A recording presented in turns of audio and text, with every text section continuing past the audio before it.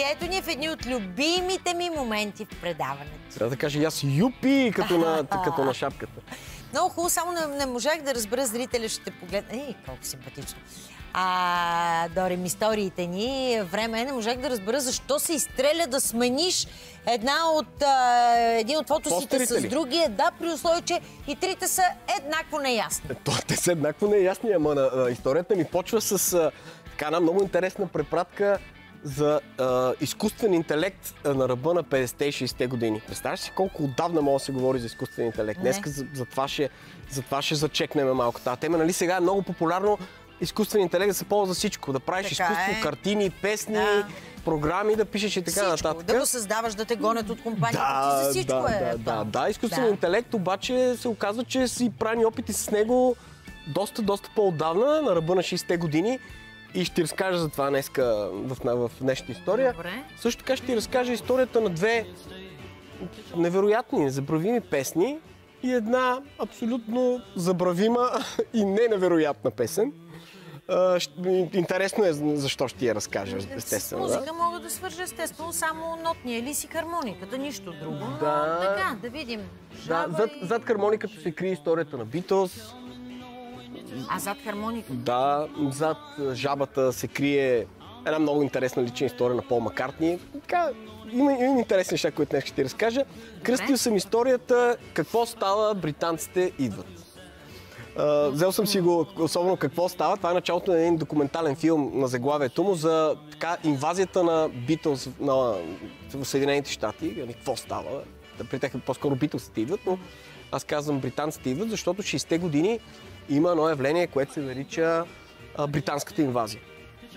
За първи път се обръща тренда и популярните неща почват да идват от Европа към щатите, а не от щатите към Европа, което е много интересен тренд. Даже музикалните историци казват това, което Британската империя изгуби по време на войната на независимост на САЩ, 200 години по-късно си го върнат чрез музиката.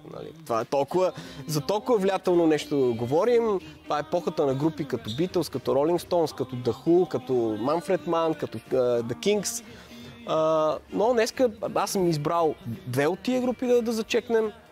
Beatles и Beatles за аутсайдерите е другата група. Така че много интересни неща мога да ти разкажа.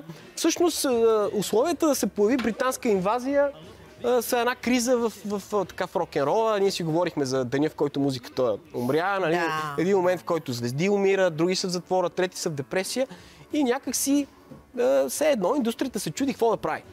И тогава се появяват двама продуценти, които решават, че ще направят някакъв експеримент с нещо като изкуствен интелект.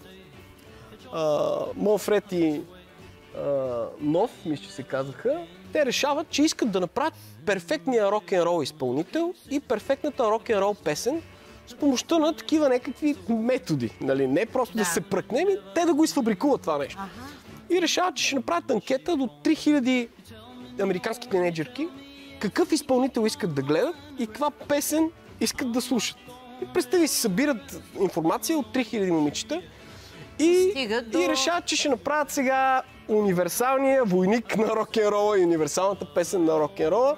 И задават един изпълнител, който го чуваме. Ето Джони Рестиво с песента "Виж каква форма съм". Може да си представиш какво са се вълнували тинейджерките. Явно момче с плочки, защото е бил дигал тежести, с плочки, с бицари, който да пее в това хубава форма е.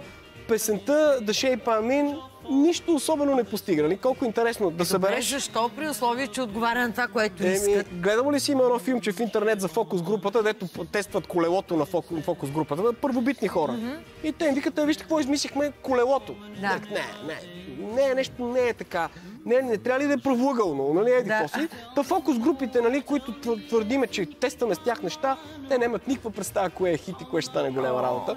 Та Джони Рестиво успява да стигне до 80-то място в Билборд и никой повече не знае за него. Този уж перфектен рок-н-рол изпълнител, който трябваше да стане. Видимо така се очертава, че трябва да дойде нещо коренно различно. Не Джони Рестиво с неговата с плочките песните.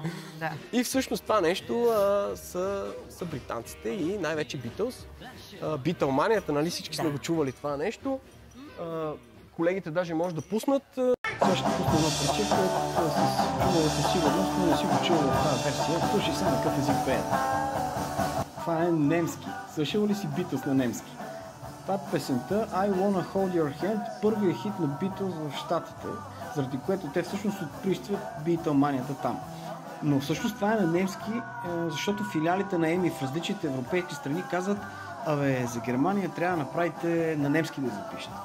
Те се опъват малко, защото войната е била скоро, това, ама няма начин записали я там. Нали, нарочно е пускал на немски, защото някакси Beatles в известен смисъл трябва да са благодарни на германците. От една страна, заради тази хармоника, защото всъщност това е третия сингъл, който чак той успява да побие в Щатите. Първите две са все песни с хармоника, която Джон Ленън е всъщност една хармоника, която си е откраднала по времето на техния гастрол в Хамбург. Те, знаеш, преди да са известни, имат няколко години в Хамбург, така че той си открадва оттам една германска хармоника и първите им два хита са записани с тая открадната немска хармоника. Но всъщност по-важното нещо, за което трябва да са благодарни на германците, са прословутите Beatles прически. Знаеш ли историята? Нали, те са леко като пударени такива малко и откъде от цялата тази работа. Пак е от германски им период. Когато отиват, те са още в един състав, който още Ринго Стар го няма. Имат двама-трима такива преходни музиканти. Техният басист се влюбва в една германка, която се казва Астрид. Тя е млада фотографка, която чува, че някакви британци ходят да свирят там в кръчмите на Хамбург и тя, нали, ще ходи с компания. И басиста на Beatles лудо се влюбва в тая Астрид.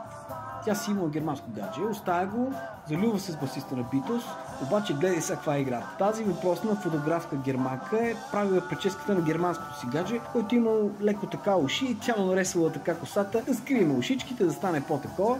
И сега вече си имаме ново гадже, който е басист на Beatles и пак ще му правим прическа. Така че тя му прави подобен тип прическа, тя това си знае, това си бае, да, това е положението. Прави си тази прическа и те първоначално му се смеят. Каква е тая коса, нали, тук, пусната, обаче лека по лека, нали, влюбен човека, вика, това нещо изперкал, обаче лека по лека почва да проявяват така. Първо Джордж Харисън каза: бе, може ли мене ме нарежеш така, нали, по този начин. После и другите двама викат: бе, може ли и нас. И се появяват прословутите коси, нали, Астрид прически. Косите на Beatles, заради които те стават, когато отиват вече на гастрола си в Щатите, те гостуват в прословутия Ед Съливан, нали? Там, дето всички клипове от това време са при него.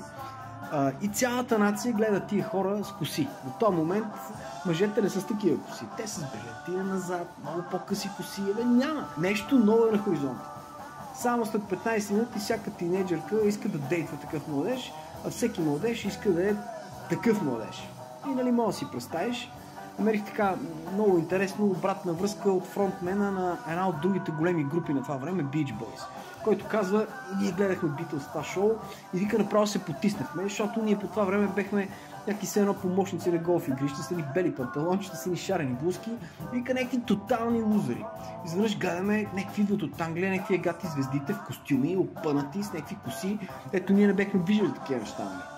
И ние се чувствахме като някакви тотални загубеняци, а уния звездите от Англия, може да си представиш. Само 1-2 години по-късно, тия прически тип Beatles ще станат вече политическо изявление. Че си против войната във Виетнам, че си представител на контракултурата, ти вече си бунтар. Ти си бунтар. Не си просто човек с коса или уши, ами си бунтар. И всъщност, нали, може да се каже, че германската следа в старта на Beatles е сериозна. Между другото, тази група заявява, че ще е голяма работа още от първия си албум, който успяват да го запишат. Представи си да влезеш да запишеш един албум за един ден. Влизаш и опатваш там 10-12 песни на един дъх. Абе, страхотни. Тай сега да минем към Жабата. Жабата е третата песен. Тя е песен, между другото, страхотен хит на 60-те години, отново от 64-та година. Втора песен, слушаме ли си я? Я видим. Да. Това са групата The Kings, по-известни още като Beatles за аутсайдерите. така са ги наричали, иначе Beatles са от Ливърпул, тия са от Лондон. Това е една група, която за тях, между другото, това е нещо, те са нещо като първооснователите на пънка, така ги водят.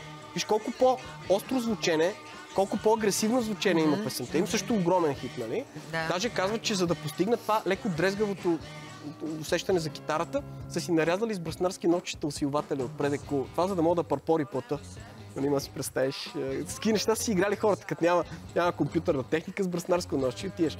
Но тези The Kings, тази група, също получават шанс да отидат в Щатите, обаче за разлика от Beatles изобщо не могат да се възползват. Сбиват се там на сцената на един концерт, слагат им забрана 4 години да не ходят в Щатите и тяхната кариера някак си стопира, защото просто ако не можеш да се реализираш, това викаше Франк Синатра, ако успееш в Ню Йорк, си успял навсякъде, но не успееш в Ню Йорк, не си успял навсякъде. Седиш си на село, макар че са от Лондон, нали?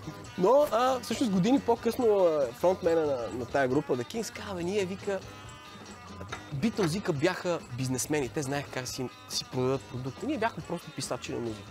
Ние не бяхме толкова интелигентни, колкото тях, не бяхме толкова готови, колкото тях. И наистина, оказа се, намерих една много интересна история, която показва наистина готовността на тия млади момчета на по 17, 18, 19 години, говоря за Beatles, да посрещнат тая огромна вълна на славата, която в крайна сметка ще ги застигне. И затова е жабата. Историята е много сладка. Пол Маккартни разказва в едно свое интервю. И казва следното нещо. На 12 години, защото те са деца родени по време на войната, нали? Там Втората световна война. И те казва, аз бех на 12 години, когато изведнъж така влезах в реализацията, че аз след 6 години ще трябва да ме вземат казарма, защото вика тогава имаше задължителна служба, военна, защото не знаеш, нали, мога пак някакъв подобен на Хитлер да се появи. И години и половина ти си войник, нали. И казва, по всичко изглеждаше, че заради войните, които бяха много пресни, мога пак да има война. И мога да трябва да отидеш на фронта и да убиваш хора. И аз вика съм на 12 години и си давам сметка, че аз не хора, аз никога не съм убивал нищо. И не знам как да убивам. А само след 6 години мога ми се наложи. И какво прави сега малкото детенце Пол Маккартни? Живее в един крайен квартал на Ливърпул, е имало гора, блато и той решава, че там ще се упражнява да става войник, нали? Да се справя с трудностите на живота. И отивал на блатото и убивал жаби. Убива жаби и ги закача на една ограда. И няколко месеца по-късно фанал брат си и казал, ела ти по какви неща правя, нали? Завел го до оградата и брат му казал, какви с тия неща, човек, тук цяла ограда с жаби. Нали, представи си, това е детския му начин едно детенце покаже, трябва да се научи да се справям с трудностите. Нали? И по някакъв начин Beatles наистина явно са били по-готови да посрещнат тая вълна на славата, на популярността. Между другото, интересна статистика намерих, колко са актуални тия хора с техното звучение. Сега, 2021 направена статистика на социални мрежи и неща, 47% от стримовете и от слушанията на техни неща са на хора между 18 и 28 години. Представи си колко млада аудитория, 50% от слушателите ги са млади хора, които въобще не са... ние сме ги слушали, не са живели по това време. Да. Тоест те са хванали нещо, което си е универсално. Това е историята. Британците идват и то идват сериозно с страхотни изпълнители, като Том Джонс, като, нали, наистина заливат. Може колко обичам да ми разкажеш историите. Живот и здраве ще продължа. Ей така, огромно удоволствие ми. Чакам с нетърпение и следващия път. Сега продължаваме пак с истории, обаче киноистории. Стаси идва в студиото. Стаси я видях много страхотна по коридора. Нали? Тя е за Оскар направо. Има си и гостенка Керана, която също е за Оскар. Какво ти кажеш днес? Преливаме от готини неща. Случихме на красота днеска в днешния ден. Случихме и сибирския барс тук също. Барса е тук. Давайте реклама, колеги.